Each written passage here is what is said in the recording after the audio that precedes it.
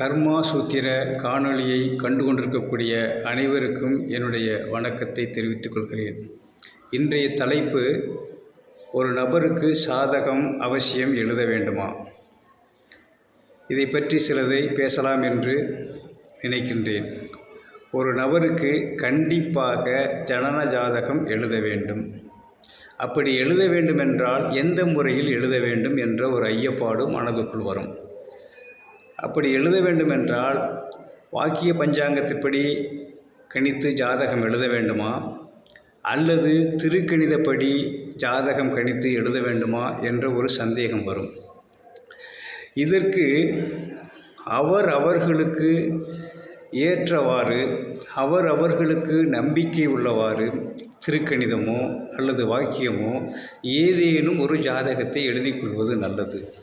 சில நபர்கள் வாக்கிய பஞ்சாங்கத்தின் மீது ரொம்ப நம்பிக்கை உள்ளதாக இருக்கும். அவர்கள் வாக்கியப்படி ஜாதகம் எழுதி கொள்ளலாம். சில பகுதிகளில் திருக்கணிதமே சிறப்பு அப்படின்னு நினைப்பாங்க. அது மாதிரி இருந்துச்சுன்னா அவங்க திருக்கணிதப்படி ஜாதகம் எழுதி கொள்ளலாம். சரி, சாதகம் எழுதி கொள்ளலாம் என்று ஒரு முடிவுக்கு வந்த பிறகு எந்த நோட்டில் எழுதுறது?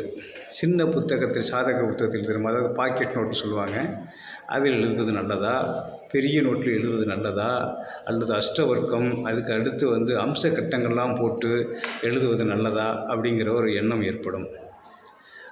நமக்கு முக்கியம் என்னவென்றால், பிறந்த நேரம், பிறந்த இடம், பிறந்த தேதி, இது முக்கியமாக ஒரு ஜாதக நோட்டில் இருக்க வேண்டும். அது இருந்தாலே போதுமானது. அதுக்கு அடுத்து ஜாதகங்களை கண்டிப்பாக நாம் எழுதி கொள்ள வேண்டும். எங்களுக்கு ஜாதகத்தில் எழுதுறதெல்லாம் நம்பிக்கை கிடையாது அப்படின்னு நினைக்கிறக்கூடியவங்க, இந்த பிறந்த சான்றிதழ் இருக்குது பார்த்திங்களா, அந்த பிறந்த சான்றிதழுக்கு பின் பகுதியில் பிறந்த இடம், பிறந்த நேரத்தை கண்டிப்பாக குறித்து வைத்து கொள்ள வேண்டும். இது பிறகு ஏதேனும் ஒரு நாட்களில் இது நமக்கு பயன்படும் அப்படிங்கிறதுனால அதை எழுதி வச்சுக்க நல்லது. இந்த மாதிரி திருக்கணிதத்திலோ அல்லது வாக்கியத்திலோ அவங்களுக்கு ஏற்ற நம்பிக்கைக்கு ஏற்றவாறு ஒரு சாதகத்தை எழுதி வைத்து கொள்ள வேண்டும். அந்த ஜாதகத்தின் மூலியமாக சோதிடர்கள் நாடும் பொழுது அவங்க அதற்கு ஏற்றவாறு பலன் சொல்லுவாங்க. முக்கியமாக ஒவ்வொரு நபர்களும் ஞாபகம் வைத்து கொள்ள வேண்டிய விஷயம் என்னவென்றால், பிறந்த தேதி, பிறந்த நேரம், பிறந்த இடம், இது போன்ற விஷயங்களை கண்டிப்பாக எழுதி வைத்து கொள்ள வேண்டும். இது ஒவ்வொரு சோதிடரும் அவங்கவுங்க ஒரு சாஃப்ட்வேர் வச்சுருப்பாங்க.